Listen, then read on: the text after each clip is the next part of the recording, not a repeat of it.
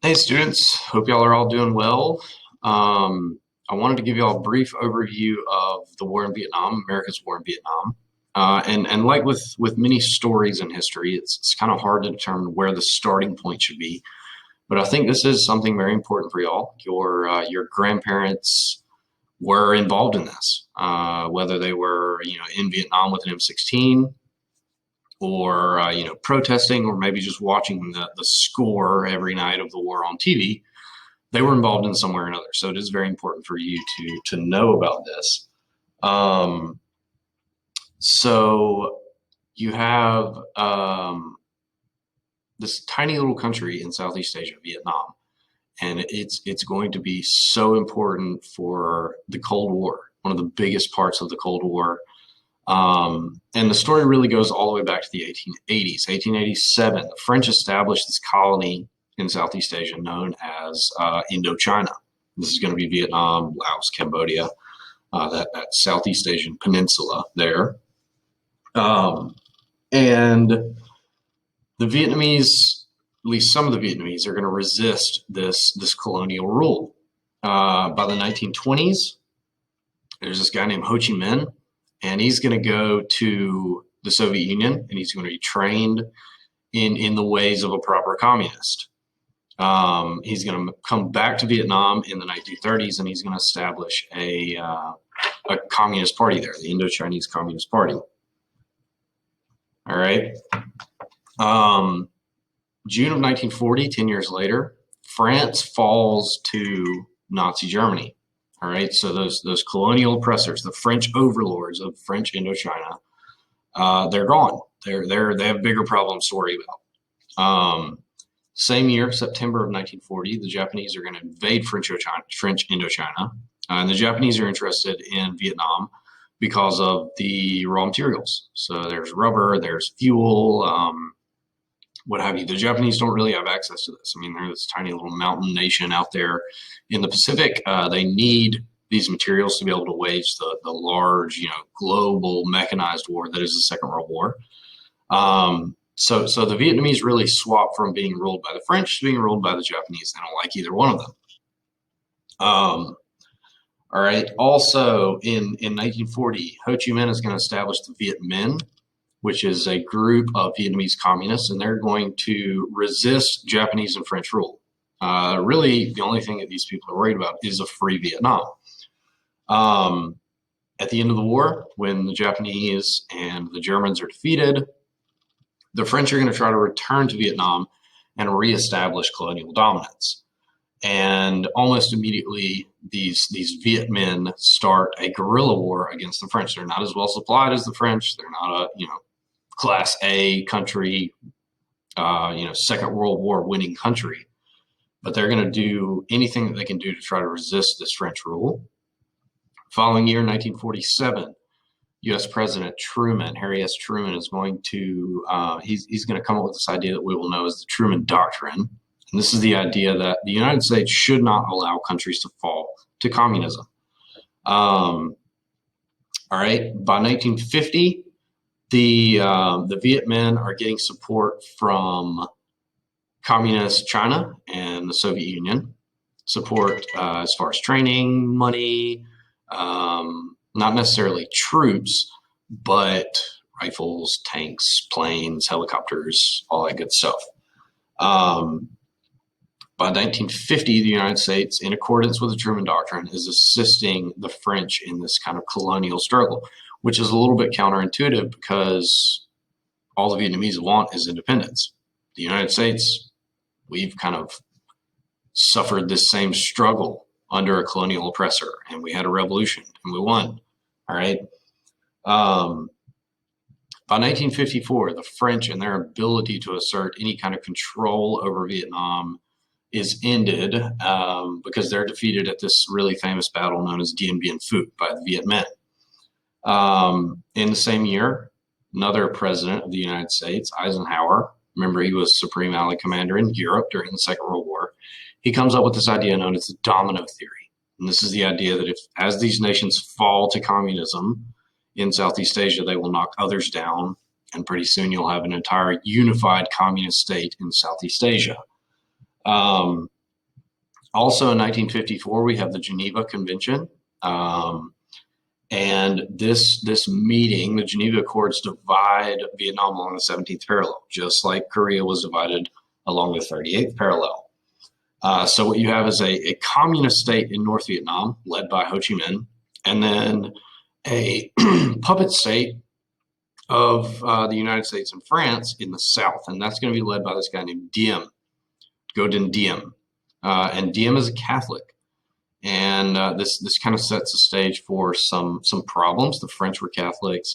All kind of the upper class Vietnamese citizens were Catholic, but the vast majority of Vietnamese citizens were farmers and they were Buddhist. All right, and you know, lack of time here, but Diem's not going to be very nice to the Buddhists, and this is going to cause some conflict. His rule is not going to be as absolute as it should have been. He's not very well liked by most of the Vietnamese because you know, he views the Buddhists as less than the Catholic Vietnamese. All right, by 1960, Ho Chi Minh is kind of getting on in years. He's having some health problems, so this guy named Le Duan takes over. And Le Duan, that's actually spelled with a D, not a Z, so D-U-A-N. But Le Duan is a general, so he's going to take over in North Vietnam, and he's going to start taking the fight to the south through what we call the NLF, the National Liberation Front. We know these people as the Viet Cong, the South Vietnamese Communists, and they're going to start to wage a guerrilla war against our proxy, which is ARVN, the Army for the Republic of Vietnam. This is like the South Vietnamese Army. The idea originally is to set up a proxy, meaning that we're going to train these guys, we're going to give them money, we're going to give them weapons, and they're going to fight the war in Vietnam for us. Doesn't ever really work out that way.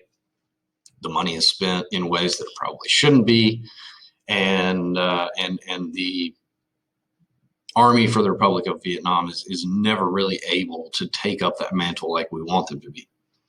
By 1961, the United States is heavily invested in sending weapons and advisors, largely special forces, Green Berets, to Vietnam to try to train these guys up. 1964 is when the United States really starts to get involved, firsthand involved in Vietnam. We have the Gulf of Tonkin incident. This is where you have a United States destroyer, the USS Maddox, is off the coast of North Vietnam in the Gulf of Tonkin. And supposedly they're in international waters. They weren't really. They knew they weren't. They were there to spy on the North Vietnamese. Supposedly they're attacked by a North Vietnamese patrol boat, which is like a little bitty, you know, boat with a machine gun on it. And Lyndon Johnson, who takes over after Kennedy's assassinated in '63, remember he was Kennedy's VP, he goes to Congress and he asks for the power to wage an undeclared war. Remember that Congress has to declare war. The president goes about waging that war. So he's going to go to Congress and he's going to say, we don't need to declare war, but we need to do what we can to stop the spread of communism in Southeast Asia. And they basically give Johnson carte blanche, a blank check. They say, do what's necessary to stop the spread of communism. So he goes about sending troops to Vietnam. We're going to see large-scale bombings. I think Operation Rolling Thunder, this is going to be a large-scale bombing of North Vietnam. And if you look at overall tonnage of bombs that are dropped in Vietnam, more bombs are dropped on North Vietnam than were dropped on Japan and Germany combined during the Second World War. So we're talking about a massive amount of ordnance being dropped on these guys. By 1965, 35,000 United States men are being drafted each month to go fight in Vietnam. By 1967, we have 500,000 troops in Vietnam. And this is going to be the first war that's really televised. Your average American citizen can turn on the news every night and they see what's happening in Vietnam with only just a few hours delay. So the reality of war is brought closer to home. The following year, 1968, the Vietnamese launched this all-out offensive that coincides with the new year. It's known as the Tet Offensive. And up to this point, the government has been telling the American population that we're winning the war and this thing is almost over. The Vietnamese, the communists are on the ropes, and this will all be over soon. But Tet proves to the American people, it shows them irrefutable evidence that this war is not going to be over soon, and it is not an easy fight, and we have a long way to go if we're going to win this war in Vietnam. Right? Nixon takes over for Lyndon Johnson, and he promises to bring "quote unquote" peace with honor, and that's not something that Nixon was really able to promise. But he kind of tells the American public one thing and does something totally different, and that is escalation of the war. So you have Johnson, he escalates the war past what Kennedy would have done probably, and then Nixon kind of picks up where Johnson left off. So we see more large-scale bombings. Nixon does, however, come up with this plan, and he calls it Vietnamization. It's not a new plan. It's really an old plan, but the idea is to train Arvin up, give him enough money, give him enough supplies, and they will be able to fight this war on their own. It never really works out that way. By 1970, the National Security Advisor Henry Kissinger is talking with North Vietnamese delegation in Paris, trying to come up with a peaceful solution to end the war. May 4th of that same year, 1970, we have the Kent State incident where the National Guard opens fire on protesters. Again, this is televised. People in America know about it. You start to see massive student demonstrations all over the United States, people calling for an end to the war. America is kind of disillusioned with this war in South Vietnam. They're tired of seeing American boys die. They're tired of their sons and nephews being drafted to go fight in this war that many Americans don't agree with. Also in 1970, the Gulf of Tonkin Resolution, that document that Congress gave power to the president to wage this undeclared war, is repealed. And by 1973, we have a total withdrawal of United States troops from Vietnam, from South Vietnam, under the Paris Peace Accords. Within a few months of American troops withdrawing, the entire country falls to communists. And I mean, for lack of a better term, we lose. So this war is something that's difficult to talk about. There are racial undertones as far as the men who were drafted, who served in the toughest assignments. Predominantly, they were minorities. So you got to remember, all this stuff's happening at the same time. This overarching Cold War exists, but you also have the civil rights movement, for example, happening at the same time. The counterculture movement, the hippie movement, you have that happening in America at the same time. That all this stuff is going on in Vietnam. And in many cases, a lot of this stuff can be tied back to what was happening in Vietnam. Also, the way that the men who served were treated is something that's absolutely deplorable. These men come back, and because of things like the My Lai massacre, where Vietnamese civilians were killed by American servicemen, all the men who served in Vietnam are kind of lumped together in this category of evil. They're the man to the hippies, to the counterculture, and they're not treated very nicely when they return to the United States. But this really changes how Americans view our government. We start to distrust the government more than we have in the past because we were lied to about Vietnam so much. And we start to view the president's powers as maybe we've given him a little bit too much. Maybe that carte blanche that Congress issued Lyndon Johnson to wage that war, maybe that was a mistake. So we're really kind of wary about getting involved in these international conflicts moving forward.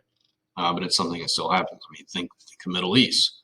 It's very similar in circumstance and situation to what happened in Vietnam.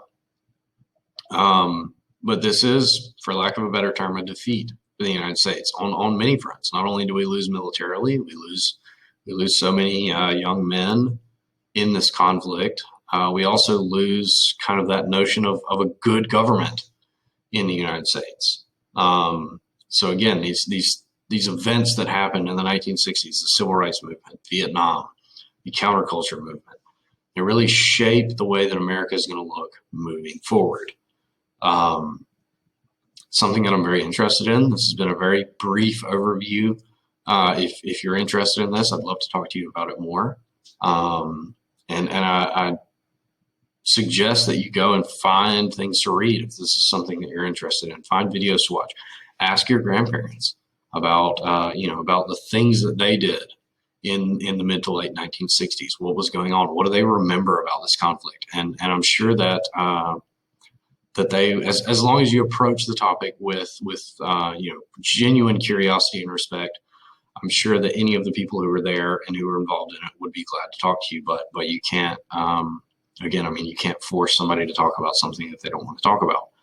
But I think it is something that we should all know more about, and I think it's something that we should all show a genuine interest in. Thanks for watching. Hope you enjoyed. See you next week.